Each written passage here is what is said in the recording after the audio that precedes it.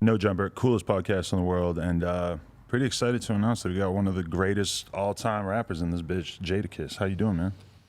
Feeling honored, man. You know what I mean? It feels like, even I have 20 plus years in the game to make it to No Jumper.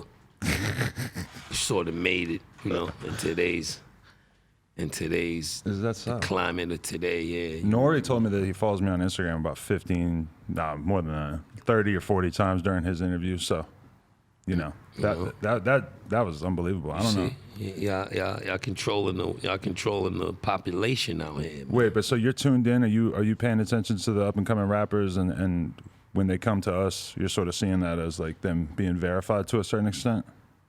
I would say, y'all the real deal.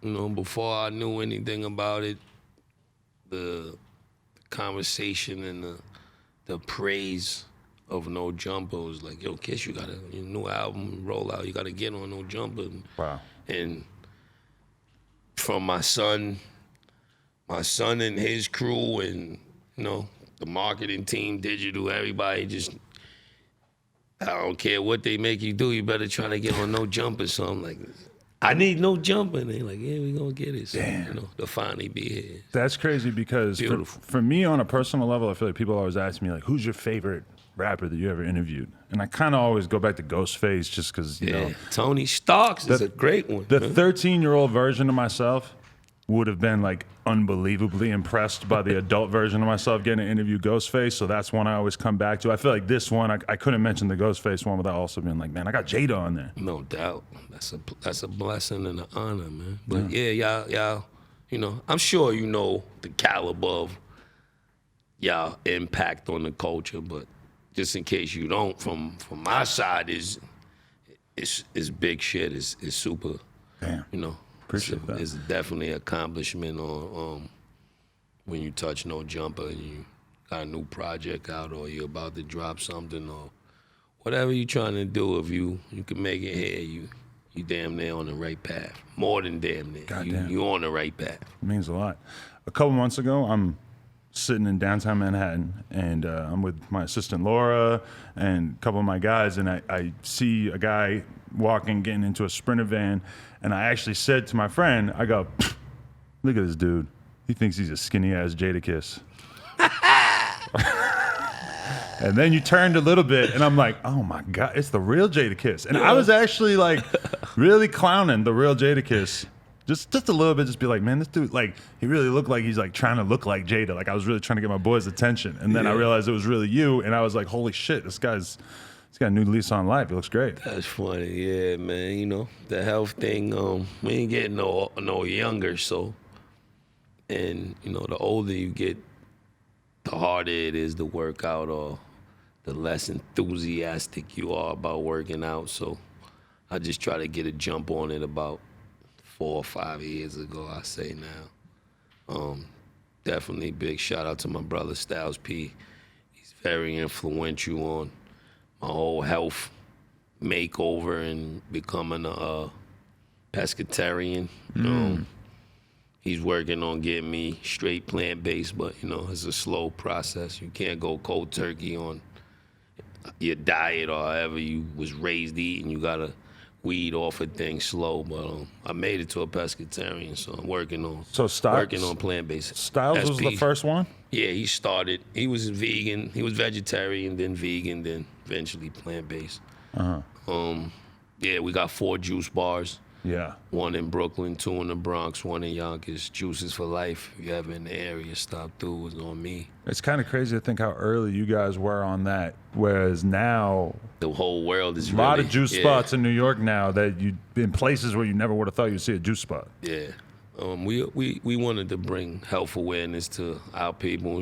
To the hoods. There's always a food desert. You go to eat, your choices are usually something bad for you. So we try to put them in those type of spots, give the people a good option opposed to just a bunch of greasy, bad things. There's so many times in your life where you're like, you're looking at the fried chicken joint and the burger joint and the bodega, and you're just like, Every choice is not good, so all these choices are weak. However you narrow it down, it's still gonna be unhealthy. But you know, But that's part of it. so like, what is your allow me to be a fucking health nut here for a second, because I just lost a whole bunch of weight too, and I've been very much focused on the same thing of just completely changing my quality of life and everything. But what do you tend to go towards when you got to eat a meal when you're out in public? Because obviously it's easy when you're at home.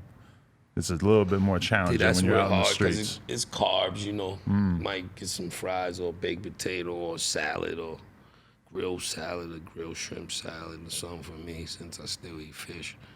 But it ain't that hard. It's more harder when you straight plant-based. Oh, yeah. When we on tour, we gotta go to Whole Food. We gotta do a whole SP. Got a whole separate agenda when it's time to eat. So you got Sheik, you got me in the middle, and then you got P. He wanna go straight in the forest to get his food. So Wait, so is Sheik still fully? nah, Sheik's regular. He don't eat pork or Okay. none of that. But Nah, he hasn't gone as far as you guys in terms of really caring about. he was working out before all of us, so he's Oh, okay. always, he's already super brolic. But he does right. He lays off of the things here and there, but he eats freely for the most part.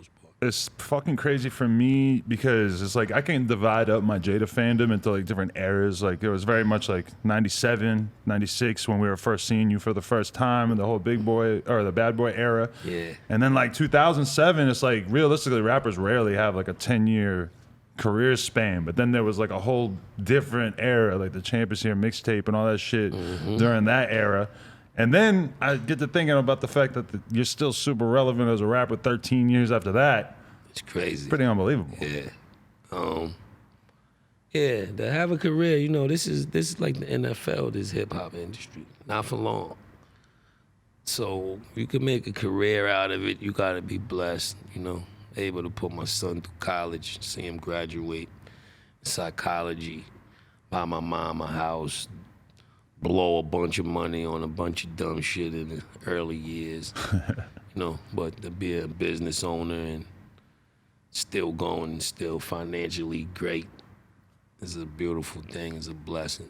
Right, yeah. To have been able to blow that money early in the career and then actually get it back and be able to get yourself right afterwards, a lot of us know that feeling. Yeah. It's the Will Smith. He did it. Nobody did it like him, though. He was up, and then super up. So That's real. But a lot of these dudes really have to dip into a whole lot of different bags in order to make their career last over the years. Like so many of your peers, when you really think about it, because I'm looking at all the dudes that you had songs with on the old albums and everything, and it's such a large percentage of them either like just aren't really relevant as they're not rappers here anymore. no more. They're not here. They're gone, straight up gone, locked up, something like that, or just people ain't really trying to hear them rap anymore. So it's pretty, or a lot of people end up going and doing movies. They end up getting bags in different ways. They start separate businesses. Not that you haven't done that as well, but I mean, you're still someone who your fans want to hear you rap, and that seems like that's what you're primarily concerned with. Yeah, the passion is still there. The fire is still there. I still love music. I still love hearing it. I still love making it. So until I don't feel like that any longer, I won't. I'll keep making it, but when I lose that feeling, I'll push back from the table. Definitely. But do you see yourself as someone who is like really a lyricist at heart? Like that's something that you just care about more than the fame or the money or anything else like that? Is that something that primarily appeals to you more specifically than a lot of your peers? Definitely. I would say that anybody who came in around when I came in would feel that same type of way too. But then there's artists that came after. I would say Drake feels like that. I would say J. Cole feels like that. I would say 2 Chainz. I would say a lot of, Big Sean. There's a lot of dudes that they're very lyrical, but they know how to ride the thin line of whatever today's sound is with lyrics. And I think that makes today's great artists. Right. But if you came from when I came from, lyrics overpowered everything. The beat, the hook, the dance, all of that. When I first came, it was lyrics over everything, and then it kind of gradually the hooks came in the beat, and then when it went to Atlanta, the whole format switched. The beat, hooks, lyrics was last. So in some cases, because you still got T.I. and you still got Luda and you still had Jeezy and all of the dudes, you know, early 3 Stacks, you know what I mean? So they found that good line of how to put the formula together, but as it got older, lyrics became more and more the less ingredients in the music. So, but nowadays it seems like these kids are competing more on melodies than anything else. Melodies, sound effects, a dance to it, whatever works. But it's more microwavable now, and Hot Pockets is probably one of the biggest selling things in the supermarket business, but a meal prepared on the stove by your wife or your mom or your favorite restaurant always tastes better than something out of the microwave. Right. No, I mean, yeah. so but I compare it like that. Is there any extent to which you are able to respect the kids who seem like they're more concerned about coming up with melodies and hooks, which is it's an odd state of affairs, because it's like you making an album in, you know, the late 90s, you probably had producers or labels or Puff telling you that you needed to add more melodies, that you need to get more serious with the hooks. Well, These I didn't kids even come out want the to do gate. that back then. Right. See, that's also the evolvement in music, because he couldn't force us to do that when it was, you know, the golden era, or when it was them times. You couldn't. We just wanted to rap. He actually had to make us start rhyming less. When we got there, he showed us how to chop it down to 16s, and you know what I mean. We wanted to rhyme a lot. Every time we would rhyme, and we would all want to do 24, 48 bar, you know. And he showed us how to gradually make songs, and now would trim the fat and, you know, start creating songs opposed to just rapping. We came in with the first passion to just kill shit, just rhyming, you know. Because when I go back and listen to your old albums, there's always like a couple songs that I'm like, this is the song and this is the song that sounds like the songs that would sound different if he had been able to just make these songs exactly how he wanted to. But then I'm also thinking about the fact that these young kids, a lot of times half the album sounds like that, like sounds like very melodic, very hooky, and they're doing it themselves. Like a lot of times the label doesn't have to tell them to do that. To them, that's just polar sides of the same thing. Is they make crazy, aggressive gangster music, and then they make sing-songy, lovey music, and it just happens naturally. They just that to them makes sense, and they don't see it as warring sides. Yeah, nah, that's the sign of the times changing. 100%. So have you totally stopped smoking, or you still got a little bit in you? Nah, I smoke. Oh, okay. Heavily? Yeah. Hell yeah. Okay. What do you smoke these days?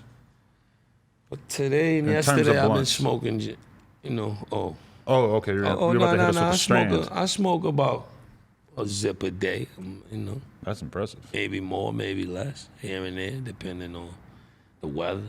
But what do you put it in? Smoke paper, Fonto, backwoods. Switch it up. Yeah, you know, whatever's available. That's good to know. Because I feel like so many rappers that I love just at a certain point just stop smoking weed, and then you just hear them rap about smoking weed, and you're like, come on. Yeah, nah, I love weed. Shout out to Cheech and Chong. Shout out to Cheech and Chong. They the first people I ever seen with weed. Like, you know, Right. they should. You know, those dudes are legendary. Definitely. Yeah, I interviewed Tommy Chong, and he's kind of on a different planet these days. Yeah, I follow him on the gram, so He got a lot of memes. he's ill. Yeah. I don't know how much of those are him. But okay, when you listen to your older music, what do you think of your voice from like 20 years ago? Because it's definitely been a change. Like on this new album, Yeah. it sounds raspier than ever, but then you also have like the cleanest vocals that I probably ever heard you do on this album as well. I don't know. A lot of it was like on the closure. I was crying, so you could hear me after crying. Like you could hear my voice cracking because I was crying actually while I was recording it, and that was that. But I don't know. It's just my voice changing. My voice, you know, it's getting raspier as the years go. You ever wonder about what like a 75-year-old Jadakiss voice might sound like? My granddad was My granddad was a little raspy too. My pops is raspy. My one of my sons, one of the twins, Josh, he got a raspy. He got a little voice, bit of it so- too. Yeah, so that's just inherent. That's just in our DNA. Right. Nah, yeah, I remember like as a young kid, I kind of had a little bit of insecurity because I felt like my voice sort of sounded like a Muppet or some shit. And then I just started smoking a lot of weed for like 20 years, and all of a sudden my voice sounded a little bit more raspy, and I could appreciate it a No lot more. doubt. You know? No doubt. Yeah. It's like that. Okay, so this album, like, what in particular has you excited about it? And like, how's it different? The from, most, because it wasn't. It's a dedication to my homie that I lost from colon cancer. So it was a real different process. But what made me happy was completing it. You know, completing the process. And this past week after releasing it, I got nice, long, heartfelt phone calls from both of his kids' mothers, his youngest son and his oldest daughter. They really appreciated the project and told me they listened to it numerous times and cried and loved every song and Wow. appreciated me, you know, carrying on his name and his legacy. So for me, it was like grand opening, grand closing. Of course, I would love to stream like Thriller or We Are the World and all that, but of course that's not gonna happen. But for me to complete the project and then his family, his kids' mothers, and you know his loved ones to embrace it and receive it and love it, that was good for me. That's all I really set out to do. Of course, you want the people to love it, but it was a really personal project that Right. that I made for him and for them. So. But you lost a lot of people over the years. What was it about him that you really felt like you had this much to get off your chest about it? I never seen it coming. Like he was one of the healthiest dudes ever. He was a different type of person that was able to always keep his poise, always be the good energy for no matter what type of situation or what type of dilemma we were in. He was always like, it'll be all right and we gonna get it done. We gonna get through it. Don't worry about it. I got the answer. Or we gonna figure something out. So I used to speak to him every morning for Right. at least 7, 8, 10 years every morning, get a plan. Yo, you working out? You gotta start working out. Yo, this, that time you go in the studio, this producers, art shows, your branding, merch, just everything. You would think I was his kid, like how much he was concerned about, my well-being and my career and things of that nature. But then when it hit him, the colon cancer, he didn't want me to know. So Wow. whoever was with him fighting, he had them keep me in the dark. So I just thought he was handling things, and I didn't know he was going through what he was going through. So Right. when I finally found out in the office, somebody came to me and like, yo, did you know? And then I went and got to the bottom of it. They finally let me go up and see him in the hospital. He wasn't even the same person that I knew. Then the next day or the day after that, he passed away. So after going to the funeral, wake, services, memorials, all that, it still didn't sit right with me. I still needed, it was still weighing on me because I found out at the end, like people who knew, they was able to go through it with him and, let it go. And I was still like, couldn't believe it. So the only way for me to get it off my back or, get some closure with it was to do the project. And I said, I'm gonna name it after him, I'm gonna make the cover art, the actual painting, I'm gonna do features that he always asks me to do, I'm gonna do post-production, I'm gonna sing on it, I'm gonna do every little thing he would ever be on my back about in the studio that I would always ignore him. What were the on features you wanted you to doing. do? Pusha. He always wanted me and Push to do a song. He always wanted me to work with John Legend. He was a big fan of Dej Loaf's sonicness.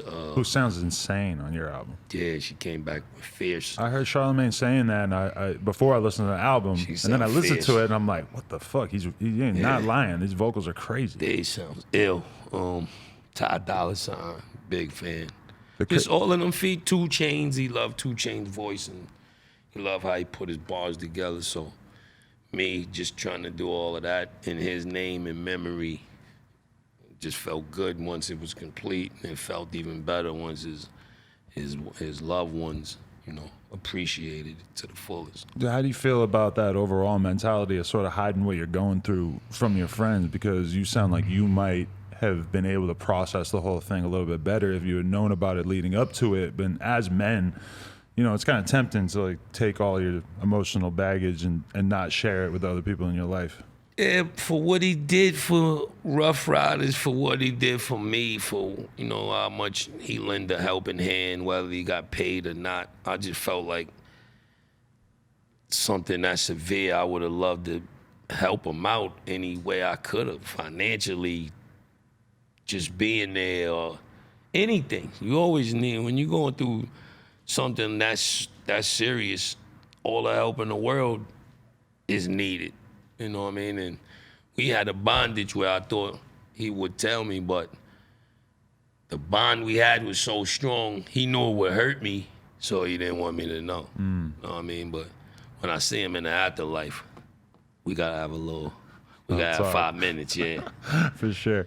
It's crazy that he wanted you to get on the song with Push so bad, because like on that first Clips album. No, it's me and Styles, all the locks, you know what I mean? We worked Right. together, but he always wanted me and Push to just do a song. Okay. Just me and him, so. But that verse on the fucking Clips album is like probably one of the best verses from Jadakiss of all time. I don't know if you would be willing to acknowledge that, but it's like certain people when they go to get a Jada verse might get a standard verse, and I just felt like that was the fucking hella amped up version.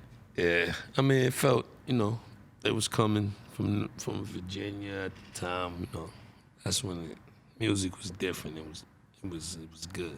Yeah. And I mean, to a certain extent too, you had to be kind of excited that there was such explicitly cocaine-based music coming from a different region. Loved it. Loved it. That was, that's right up our alley. So yeah, that's why it might sound so happy to do that joint. It was an easy record to do. Like the beat and the content and the texture was what we do. There's certain bars that just get stuck in your head for the rest of your life. One my whole life I've been saying I'm about to get a gallon of water. And I say it exactly like you say it. But probably nobody in my life gets that I'm saying it like that for that reason. And actually, I might have forgot as well that I'm Flood saying the it. island with quarters. Exactly. Yeah. It's crazy. You just needed a rhyme at that moment in that song. And you were just, it felt like you just were like, I'm just going to be completely honest at this moment. I literally just need a gallon of water. Nah, when I was talking about a gallon of water, it's actually dust juice. Oh, okay. See, I didn't know you were still on that at that time. Nah, I was selling it, not using it. But still, that was about a little late in your career. I felt like at that point you probably really like. No, but I needed was to just going to hydrate. get it to somebody and let them knock it off. I wasn't actually going to sell it myself. Yeah. I was going to put it on the island and break it up into quarters. You never smoked dust? You're too Couple young for that? Nah, I'm not too young for it. That dust is, Yonkers is a dust town. It's a bunch of zombies walking around in Yonkers. Still to this day? To this day. They didn't replace that shit with meth and all this other stuff? Yonkers didn't want meth. They kept dust. They said we're going to skip on meth and keep dust. Right. They might got a little bit of meth, but it's more dust in Yonkers. Right. That's the weird thing when you're interviewing like Wu-Tang and shit is all them dudes smoke dust, and I just want to hear some dust stories. Yeah, the Tikal. That was a little bit before my time. That wasn't my twist. Right. Staten Island, they're operating on a different level over there. Yeah, the Bomba Z. 100%. But yo, that Clips song, this is also another thing that's been stuck in my head my entire life. Jada, the name is filthy, but know what? The motherfucking game is filthy. And you know what? My moms and my pops really did a good job, but it was the dagger and the cane that built me. You know what I'm saying? That's just, I don't know. It's See, you're a just good stuck in my listener. You life. got different type of ears. You know what I mean? And you got the ears that I appreciate. If it was more people that listen like you right now and be a little more, it would help the balance scale a little. Because, I've been doing interviews all last 2-3 weeks, but before I came here, I was somewhere and I was telling them about balance. The game, of course, is evolving and dudes are getting money and shoe deals and movie deals and all type of business ventures, but the balance is off a little for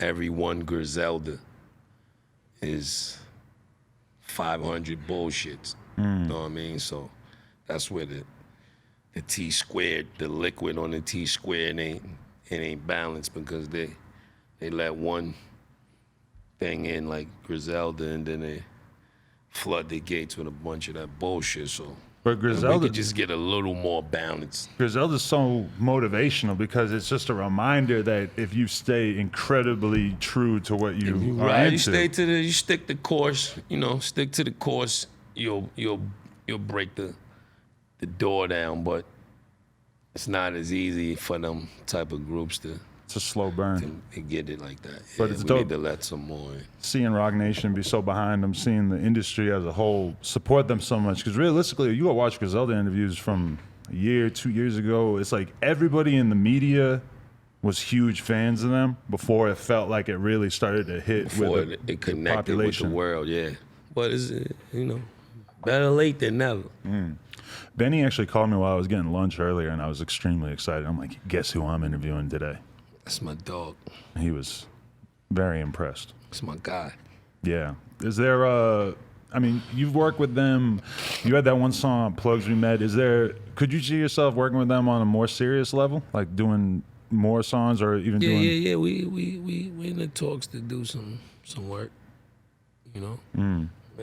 Oh, really? You got a little bit of a smile there. I feel like we could have something good on the way, Yeah, huh? we won't work. We got something up the sleeve. Do you ever hear like Griselda or any other notorious coke rappers use a coke bar that you've pretty much already completely said? And you're like, damn. I hear a lot of them. I hear a lot. I mean, not necessarily from Griselda, but they probably said something. Everybody. You know? At a certain point. Yeah. Yeah.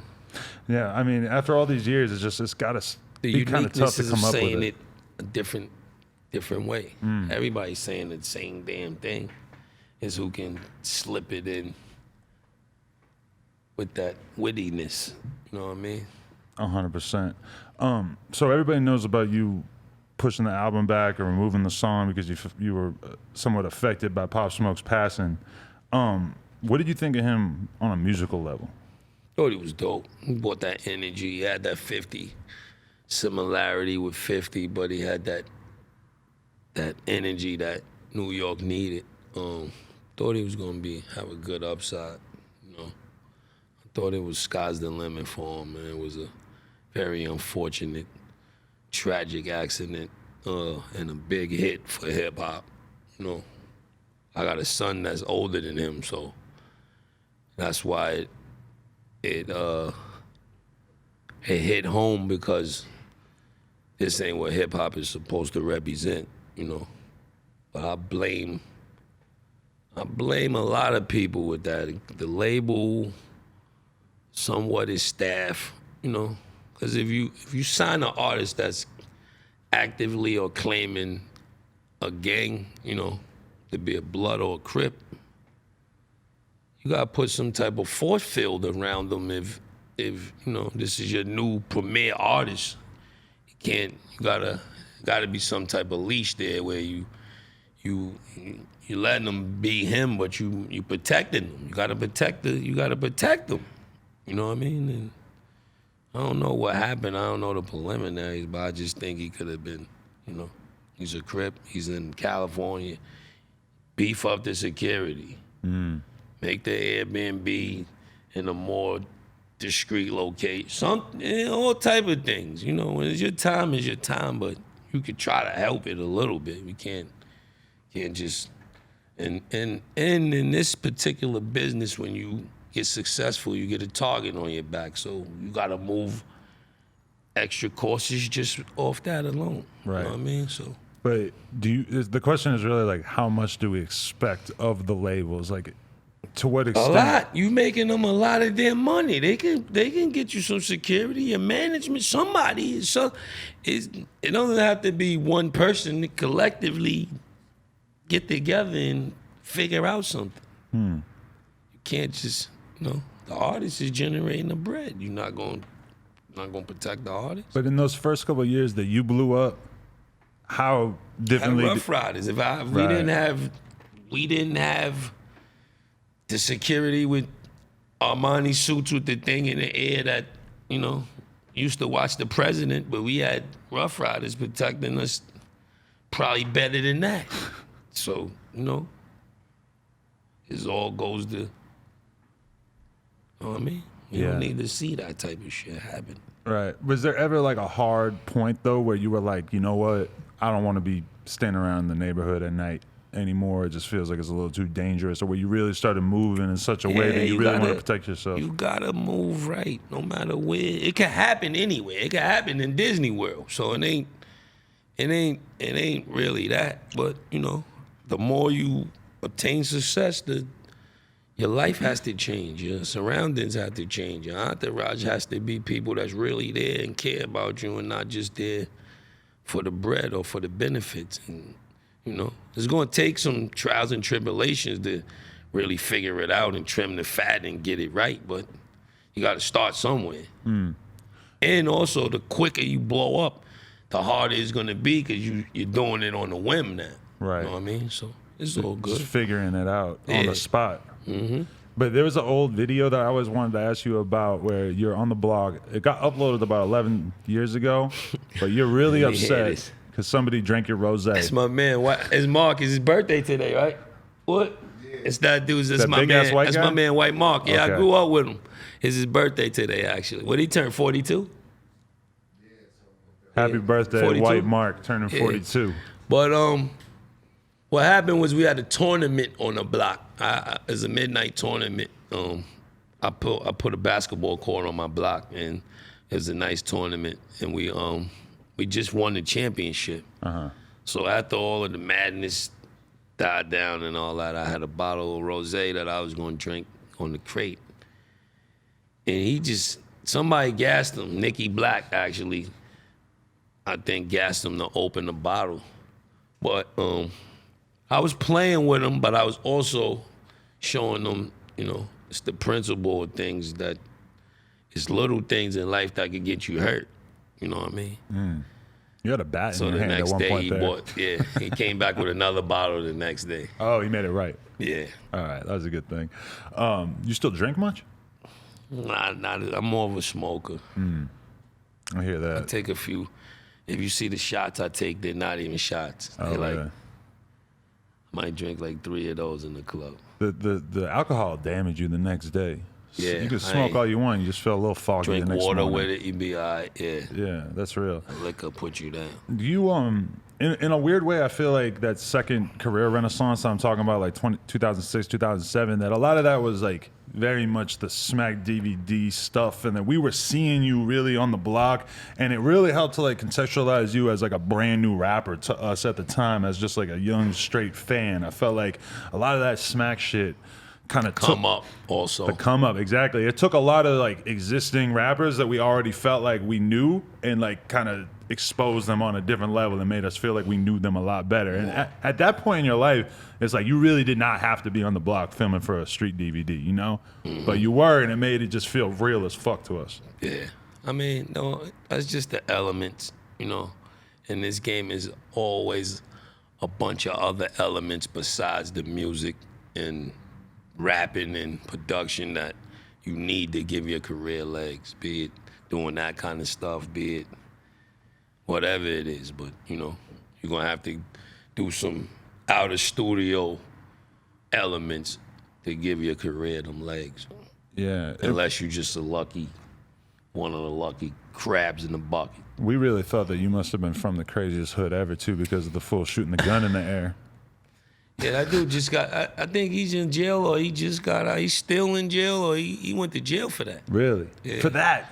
Yeah. Holy They shit. came and got him for that, doing that stupid shit. Wow, that's crazy. Because I was living in Astoria at the time, and we really did not know it was going down like that, like anywhere in New York. You know, I just hadn't seen the whole shooting a gun in the air thing yet at that point in my life. Shit.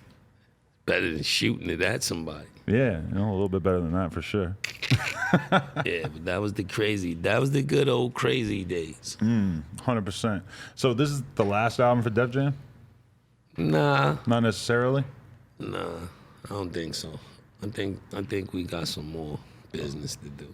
Right, I mean, I owe another album or two anyway, so right. I ain't going the athletic route where I just want to renegotiate before it's time. When it's over, it might just be over, but Right, right now I still contractually got some business to tend to. right. Do you think that Paul Rosenberg leaving is probably going to be good for the building, or do you think that that's going to hurt it? Sense of chaos. My man PR, I didn't really think he was gonna be there long anyway. Oh, really? No, so much going on with Shady 405 and M's career. That was like a side job for him. You know what I mean? I seen him too much on his plate with the things he was already involved in before that. So it wasn't a shocker to me because I didn't see him being there for a bunch of years. And you know what I mean? Gotta be too hard to monitor one of the biggest artists ever and be the head of Def Jam. That's too much for anybody. And have a family with kids and a wife and like, go crazy. Would you ever want a job like that? Yes, for a short amount of time too. I get in, give everybody I know that rapper deal. And then soon they gonna call me, the head guys, Vivendi and them is gonna call me and say, yo, Kiss, what you doing?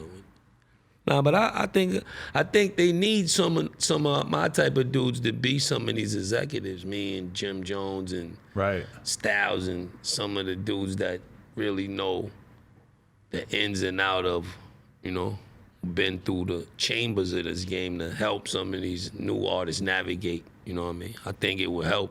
But could you imagine yourself putting on a suit every day and going to office? Is there a Sure, part I of got you no that, problem with putting on a suit. I like suits. Let me get a corner office. Let me do that same bullshit they do. Right. You could see, you think you could like actually enjoy that like lifestyle though? Like waking up early, putting a suit on. Yeah, from how I'm seeing them do it, I think I could do the same shit. And I think I could do it better than some of them, than a lot of them. I mean, that's always So the I was question. an artist. It's Yeah. like Who knows it's more, like the artist it's or like the- the analysts on TNT. Besides Ernie, they played the game. So it's you know what I mean. How many executives were actually artists? Or this is a game that goes off who you know.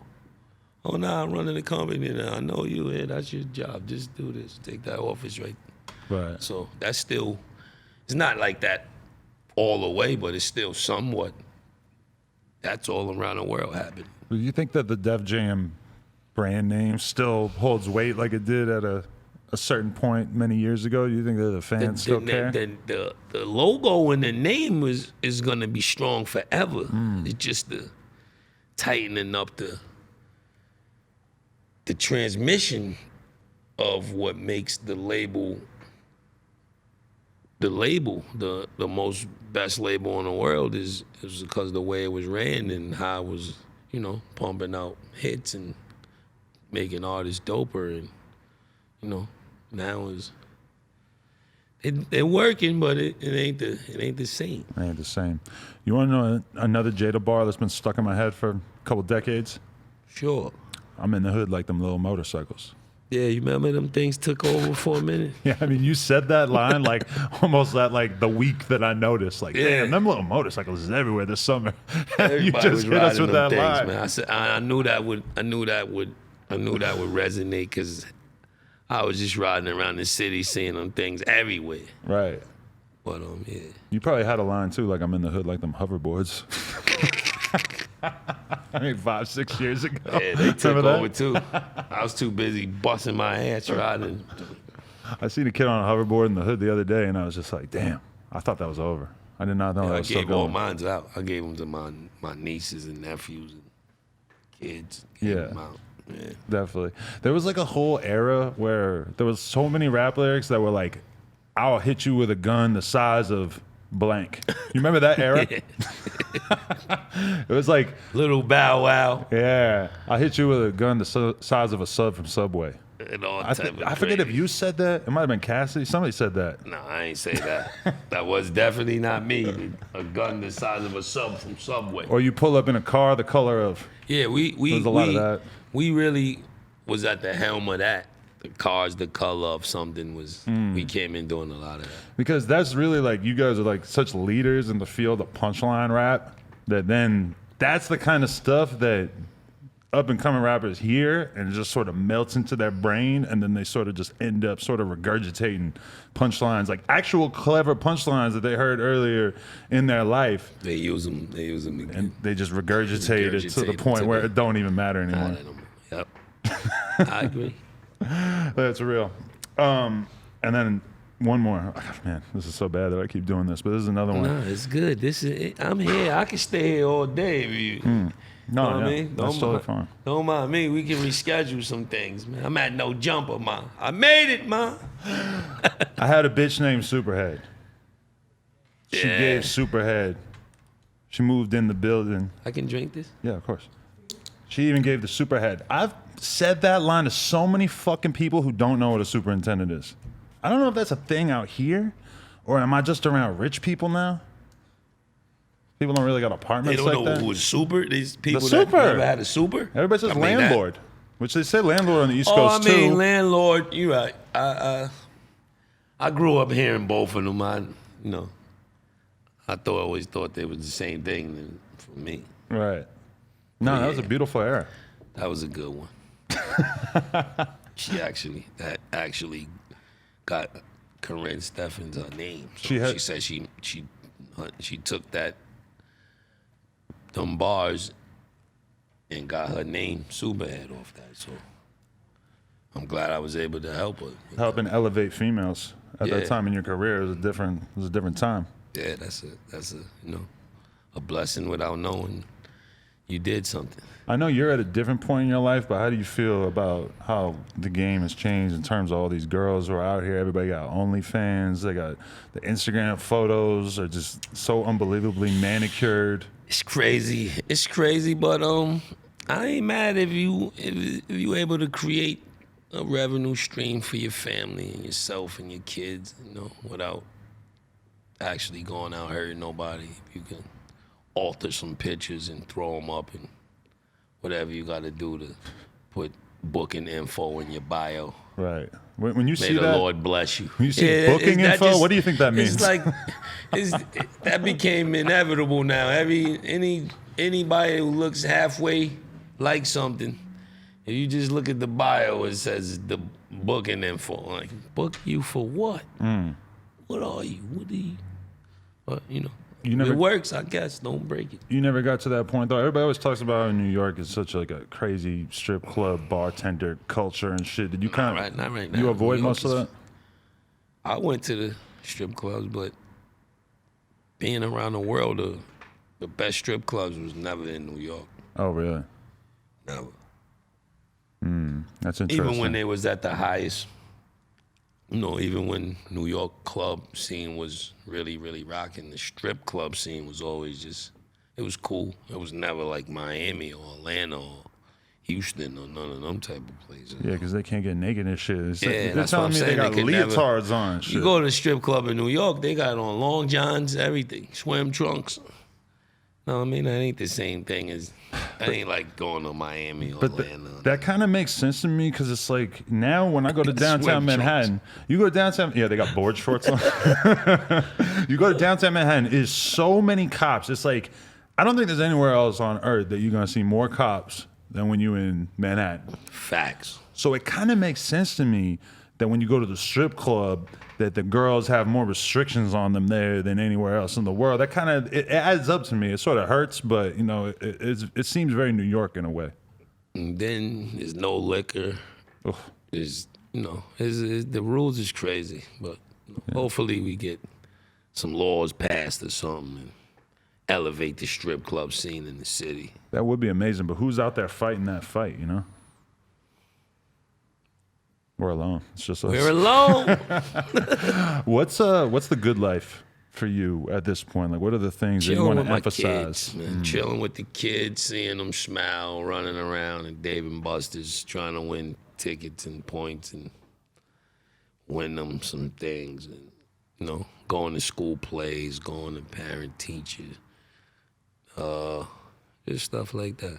You ever walk in there to do the parent-teacher conference and like every other dude who's sitting there waiting with his kids just realizes it's you and it's just a thing? I get them stares and what's ups and you know, I get that. But I try to not be kissed when I'm with my kids. I'm daddy or I'm Jason, you know.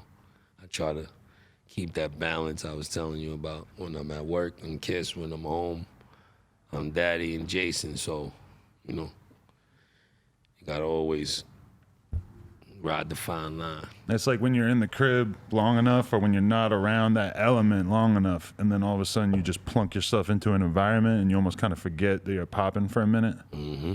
And it's like, I had that happen to me the other day where I was in the crib with my girl for like 2 days. I walked into Starbucks looking so terrible. And like 4 fucking teenage employees at the Starbucks just lose their mind on me. And I'm just like, right. Like, I just literally forgot. Oh, yeah. Forgot anyone would give a shit about me here. That's amazing. Thank you. Yeah. Yeah, it's a weird line to walk. But does it ever feel like you're walking away from the family stuff and having to go do this kind of stuff or go do the rap stuff? And does it ever really feel like, damn, like maybe this just doesn't necessarily feel the same way that it used to for me? I got to go out and put my rapper hat on. Nah, I'm good because it ain't, you know, I balance it well. And then if you're away too long, you just fly the family in. You know what I mean? And so you don't lose too much touch, you know? Let them enjoy some of the demographic of where you at. 100%. Work it out. Definitely. You still do the crustless pizza or crust-only pizza, sorry? I actually just had a few Really? on the ride over here. So you guys are used to seeing this? Yeah, because they eat the other, they eat the the other part. cheese. Yeah, they eat the cheese in the rest of the middle part of it. Because that logic of like the cheese is bad for you, so I'm just going to eat the crust, it's kind of interesting. No, I mean, if you just like it, it is what it is. Sometimes the cheese is too much. I didn't start off like that. I love pizza, but you know, dairy's not really good for you. So I cut pizza out try altogether. to lay it. You know, they got it with the sauce and arugula. You should try it. It's fire. Oh, really? You might like it. Yeah, it's mainly the carbs that are an issue for me. I'm Yeah. just, You're a trying to stay away carb from watcher. those. That's good. Yeah, I'm on a nice core carb watch out myself too. Right. You ever go hit the bar anymore? Yeah. I got my trainer with me. He downstairs in the giant bartender, the bar father. He's one of the bartenders though? He's the head Oh, shit, bartender. okay. He's with me downstairs in the car. Because I met them in 2007 in the Styles P Blow My Mind video, Yeah, which giant. He was there. I yeah. rode a BMX bike in it, and that was the first time I think I was ever around rappers. Yeah. So even just seeing like Styles like smoking a blunt, I think he took the blunt and like put it out in a napkin to come out and do a scene. And I'm like 21 watching that, just like, oh my God, that was so sick. He had a blunt. He put the blunt out so he could go rap. Put it in the napkin. I remember losing my mind over the video girls too, and even like the photographer was just like, they ain't shit, don't worry. In retrospect, he was probably right. But anyway, everybody gotta go listen to that album. Yeah, Ignatius, man, is out right now. Great body of work. You know, listen to it, absorb it. It sounds like nothing out there. That's why you should listen to it even more. Give Jada his flowers. Go out there, stream that shit. You heard the man. No jumper, I made it, ma. Jadakiss, No Jumper. Thank you. Coolest podcast in the world. Check us out on YouTube, SoundCloud, iTunes. Like, comment, subscribe. NoJumper.com if you want support.